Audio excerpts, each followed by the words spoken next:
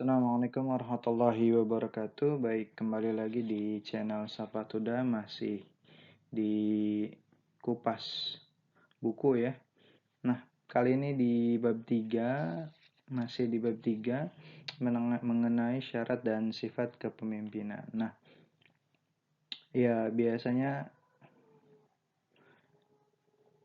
syarat dan sifat kepemimpinan ini memang harus dimiliki ya, atau dipunyai oleh pemimpin gitu, sehingga nanti dalam kepemimpinannya itu akan bisa mengatur ya, bisa menjembatani, bisa mengkoordinasikan segala tugas-tugas yang memang melekat dalam atau pada seorang pemimpin begitu ya. Nah, di kali ini ada beberapa syarat ya. Nah, di Stockdale ya, menurut Stockdale di personal factor associated with leadership ya, itu dia terkait dengan syarat-syarat kepemimpinan ya, sifatnya juga. Yang pertama itu ada mengenai di kapasitas gitu ya. Itu ada kecerdasan, kewaspadaan, kemampuan berbicara, dan kemampuan menilai. Nah, di kapasitas ya, terkait dengan kemampuan berbicara, maka memang sebenarnya perlu difahami bahwa memang seorang pemimpin itu harus memiliki kemampuan berbicara yang baik gitu ya, gaya komunikasi yang baik gitu, sehingga nanti dapat menjembatani, dapat melakukan instruksi ya, dapat melakukan proses integrasi di dalam rangka nanti ketika dalam sebuah rapat-rapat itu bisa mengumpulkan atau mengintegrasikan dari semua informasi-informasi yang didapat, sehingga nanti akan diambil keputusan. Nah, tentu itu akan berdampak ketika gaya kepemimpinan atau kemampuan berbicara seorang pemimpin itu baik begitu ya. Bagaimana setiap solusi, ide, saran ya, permasalahan itu dikumpulkan menjadi satu begitu. Nah, lalu ada kemampuan menilai. Nah, di kemampuan menilai juga ini menjadi hal yang penting. Jadi memang di kemampuan menilai ini kalau kita kenal itu ada think sling. Jadi think sling itu berpikirnya sekilas gitu, tetapi berdasar dari integrasi data yang banyak gitu. Jadi memang ini menjadi sebuah kemampuan yang harus dimiliki seorang pemimpin. Jadi menilainya itu dengan data gitu, sehingga nanti walaupun ada think sling gitu, jadi kayak oh ini ke depan nanti seperti ini gitu ya, misalnya ke depan dibutuhkan IT yang bagus gitu ya, sehingga nanti sudah bisa membaca keadaan gitu, seperti sifat visioner gitu. Nah, itu juga masuk ke dalam kapasitas. Nah, lalu ada ilmu pengetahuan yang luas di Stockdale. Tentu ya, pengetahuan yang luas itu harus dimiliki oleh seorang pemimpin. Jadi bukan hanya sekup dari lembaga pendidikan yang dipimpin, tapi juga bisa jadi gitu menjadi sebagai pembanding gitu lembaga-lembaga pendidikan di sekitarnya atau di wilayahnya gitu seperti apa, sehingga nanti bisa memetakan strategi-strategi apa yang bisa nanti digunakan gitu ya. Lalu ada tanggung jawab, mandiri, berinisiatif ya, tekun, ulet, lalu percaya diri, agresif, dan punya hasrat untuk unggul. Nah, ini hasrat untuk unggul juga penting ya. Terkadang ada lembaga pendidikan yang memiliki pemimpin, tetapi pemimpinnya tidak memiliki hasrat unggul. Jadi kayak Kalau yang saya temui begitu ya di beberapa lembaga pendidikan yang saya komunikasi begitu, jadi pemimpinnya itu ya yang penting berjalan saja gitu, tidak ada hasrat untuk menjadi unggul gitu ya, menjadi pemimpin atau leader di sekitar wilayah tersebut. Jadi memang ya kalau ibarat mobil begitu, sebenarnya mobilnya perlu di tune up, perlu di service, perlu di maintenance, tapi itu yang penting mobil jalan saja. Nah itu eh, hati-hati gitu ya, karena memang pemimpin itu mengarahkan ya, atau bahasanya memimpin sebuah lembaga pendidikan agar terus maju dan bisa bertahan gitu. Jangan cuma hanya bisa bertahan tetapi tidak mengupgrade gitu. Nah, itu menjadi hal yang harus diperhatikan gitu oleh pemimpin gitu ya. Nah, tentu didukung oleh staf-staf yang ada di bawahnya karena memang harus ada proses integrasi atau kerjasama terkait dengan bagaimana atau arah atau blueprint dari lembaga pendidikan yang akan dibawa dan yang sudah dibuat ya oleh lembaga pendidikan tersebut. Nah, selanjutnya ada partisipasi aktif, lalu memiliki sosiabilitas tinggi, mampu bergaul, kooperatif atau suka bekerja sama, mudah menyesuaikan diri dan punya rasa humor. Nah, di sosiabilitas tinggi ini juga penting nih. Jadi memang kalau dalam sebuah lembaga pendidikan contoh gitu ya, tidak memiliki kayak website atau misalkan media sosial kayak Instagram gitu, TikTok atau website resmi gitu ya, yang dibuat di search engine gitu. Nah, itu maka memang akan sedikit terkendala ya terkait dengan proses marketingnya gitu. Bahkan sosiabilitas yang tinggi juga bukannya sekedar dari media sosial ya, tapi dari proses jaringan ya, silaturahmi antar misalkan lembaga pendidikan satu yang pendidikan yang lain gitu. Jadi memang itu harus dimiliki oleh seorang pemimpin. Jadi memang pemimpin itu benar-benar mempengaruhi bagaimana proses lembaga pendidikan itu maju atau tidak gitu. Nah, lalu ada status ya meliputi kedudukan sosial ekonomi yang cukup tinggi, populer atau tenar. Nah, jadi memang perlu juga di lembaga pendidikan terutama pemimpin syaratnya salah satunya adalah kedudukan sosial ekonomi yang cukup tinggi atau populer. Jadi memang bahasa sederhananya pemimpin itu merupakan orang yang terpandang di daerah tersebut atau di lingkungan tersebut gitu, sehingga ada boleh dikatakan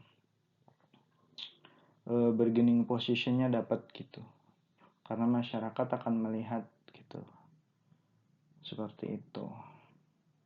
Dan tentu itu juga merupakan faktor pengaruh untuk para konsumen gitu ya, peserta yang akan memasukkan anaknya ke lembaga pendidikan tersebut begitu ya. Nah, itu dari Stockdale. Nah, kalau dari John D. Millett ya, itu di bukunya Management in the Public Service, dia mengatakan bahwa pemimpin itu harus memiliki satu terkait dengan kemampuan untuk melihat organisasi secara keseluruhan, lalu yang kedua kemampuan untuk mendelegasikan wewenang, yang ketiga kemampuan untuk memerintahkan kesetiaan, yang keempat kemampuan untuk membuat keputusan. Nah, memang di Millet ini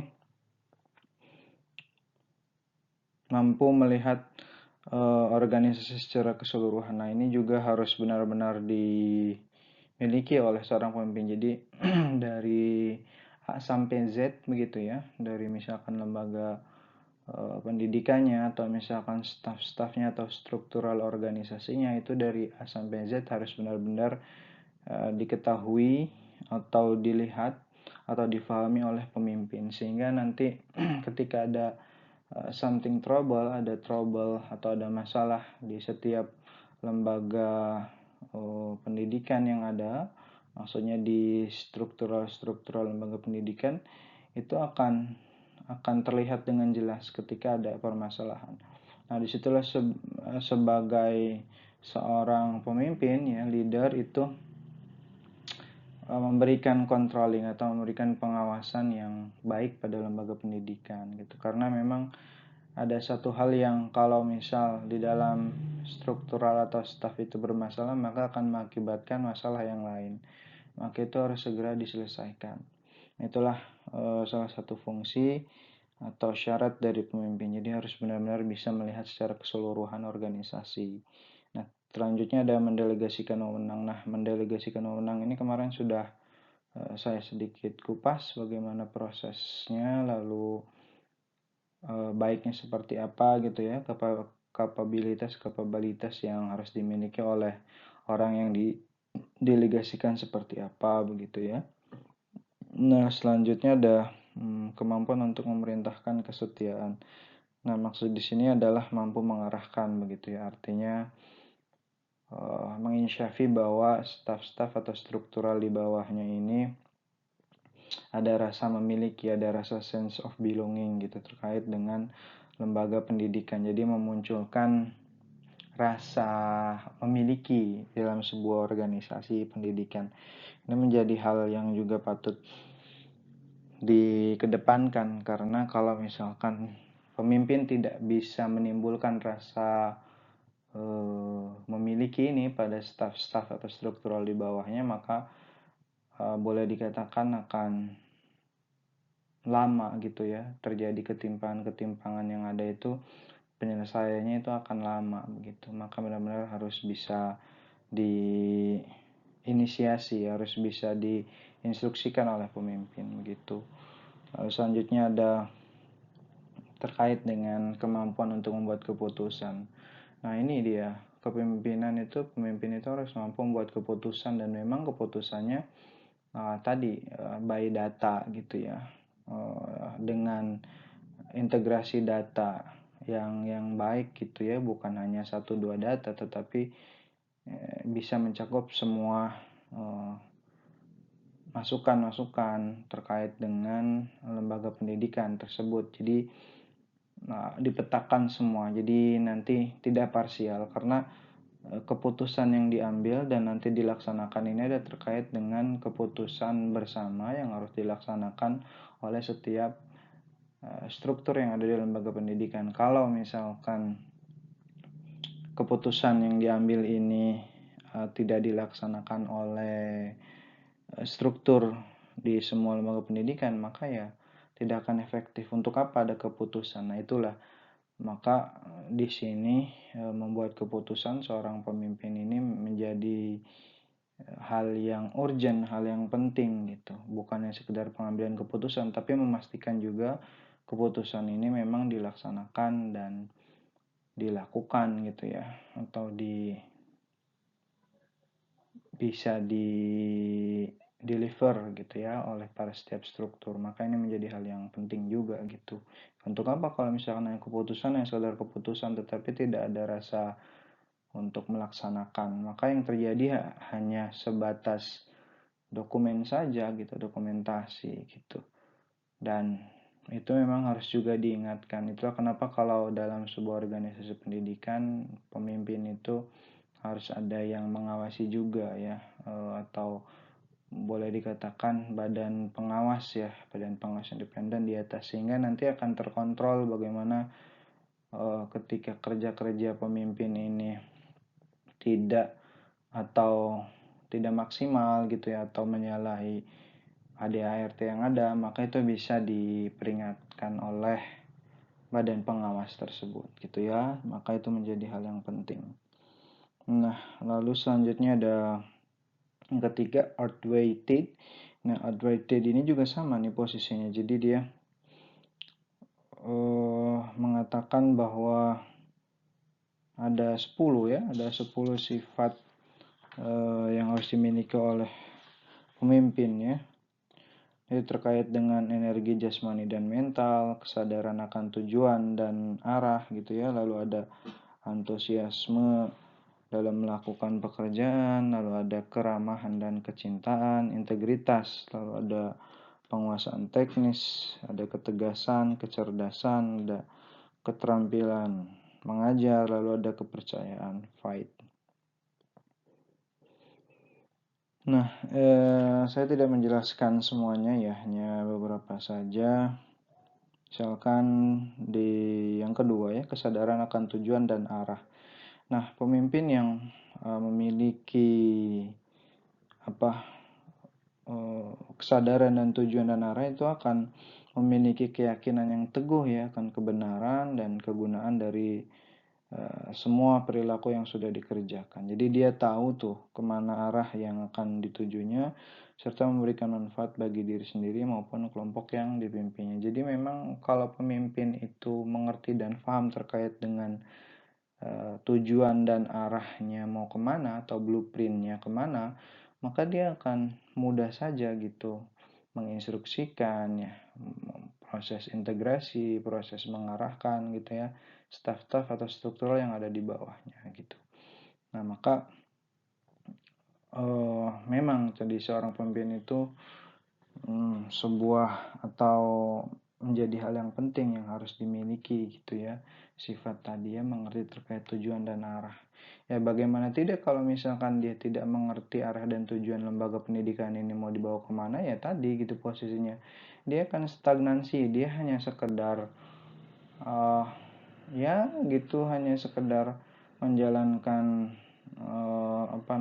rutinitas gitu ya, di lembaga pendidikannya, stafnya gitu, yang penting jalan. Jadi tidak ada blueprint harus 5 tahun ke depan seperti apa, 10 tahun ke depan seperti apa, bagaimana proses pembinaan SDM, bagaimana proses upgrading SDM atau staf-staf yang di bawahnya. Jadi ya itu akhirnya hanya ya sudah gitu, hidup segan mati tak mau, jadi kayak mayat hidup gitu. Itu lembaga pendidikan yang tidak sehat gitu ya. Sayang sekali kalau misalkan itu ada di sebuah lembaga pendidikan gitu. Nah, selanjutnya ada integritas. Nah, integritas ini menjadi yang penting ya. Pemimpin terus mempunyai sifat salah satunya terbuka, jujur ya, lalu ada ketulusan hati, lalu ada sejiwa dan seperasaan dengan anak buahnya. Jadi integritas itu meliputi itu tadi ya, terbuka, kejujuran gitu ya, ada ketulusan, lalu senasib dan sepetanggungan ya dengan stafnya. Maka ini juga akan menimbulkan rasa sense of belonging atau rasa memiliki di antara staf-staf atau struktural yang di bawahnya. Maka kayak misal sentuhan-sentuhan sederhana gitu ya, atau komunikasi-komunikasi sederhana gitu, itu harus dilakukan oleh seorang pemimpin untuk menjaga integritas itu gitu ya. Bagaimana tidak gitu proses berjalannya lembaga pendidikan itu ya ada dan bisa karena ada staff-staff dan di struktural yang berjalan gitu. Kalau misalkan itu tidak ada ya maka boleh jadi ya lembaga pendidikan itu tidak berjalan dengan baik begitu. Maka itu harus benar-benar dilakukan gitu ya, terutama integritas yang mengenai hati ini gitu. Jadi memang juga pemimpin harus melihat harus jeli ya, melihat bagaimana para stafnya, para individunya, SDM-nya seperti apa gitu, apakah ada masalah atau tidak, atau apakah ada hambatan atau tidak. Jadi memang pemimpin itu harus benar-benar hatinya itu terpaut dengan mereka gitu, bukannya sekedar larangan dan perintah saja dalam proses melaksanakan kegiatan-kegiatan atau program-program kerja dari organisasi begitu ya. Itu yang harus dimiliki juga oleh seorang pemimpin gitu. Yang selanjutnya ada ketegasan dalam pengambilan keputusan. Nah, ini terkadang juga kalau saya diskusi dengan teman-teman yang ada di lembaga pendidikan begitu, terkadang terkait dengan ketegasan dalam pengambilan keputusan ini masih ditemukan tidak tidak tegas atau tidak takut. salah satu sebabnya adalah karena memang belum ada aturan atau ada ART yang jelas terkait dengan ketegasan pengambilan keputusan ini. Itu yang pertama. Yang kedua, sebabnya adalah karena pemimpin takut ditinggalkan oleh stafnya. Jadi sebenarnya dalam lembaga pendidikan itu, pemimpin itu sudah melihat bahwa ada kelemahan-kelemahan di lembaga pendidikannya, sehingga dia dalam ketegasan pengambilan keputusan itu tidak dilakukan karena paham sebenarnya masih ada yang harus diperbaiki di lembaga pendidikannya, sehingga sebab itulah dia tidak berani tegas gitu, karena masih ada posisinya hak yang belum diterima oleh para staf atau individu-individu atau struktural yang ada di organisasi tersebut gitu. Maka itu juga harus benar-benar benar-benar dikomunikasikan, didiskusikan, dievaluasi, sehingga pemimpin yang mengambil ketegasan dan pengambilan keputusan ini tidak terganggu gitu. Ya, artinya ya mau tidak mau harus ada resiko yang diambil atau ada positif dan negatifnya ketika kita ingin menegaskan terkait dengan pengambilan keputusan yang akan diambil gitu ya. Seperti itu. Pasti semuanya seperti itu, tapi ketika kita atau seorang pemimpin itu melakukan ketegasan dan pengambilan keputusan berdasarkan aturan dasar atau ADART, anggaran dasar rumah tangga dari sebuah organisasi pendidikan, saya yakin bahwa setiap individu atau staf struktural itu akan taat dan patuh. Tetapi perlu diingat bahwa sebelumnya ada sosialisasi terkait dengan ADART, sehingga ketika pengambilan keputusan itu ditegaskan atau tegas akan dilaksanakan, tidak ada rasa kecewa gitu, karena dari awal sudah diberitahukan. Nah itu yang outweighed garis bawahi terkait dengan syarat dan sifat kepemimpinan gitu ya. Nah itu yang disampaikan oleh outweighed. Nah ini tadi ada beberapa ya, ada Stockdale, Millet, dan Ted terkait dengan syarat dan sifat kepemimpinan. Baik, itu yang bisa saya sampaikan ya. Nanti kita lanjut lagi di part selanjutnya ya. Assalamualaikum warahmatullahi wabarakatuh.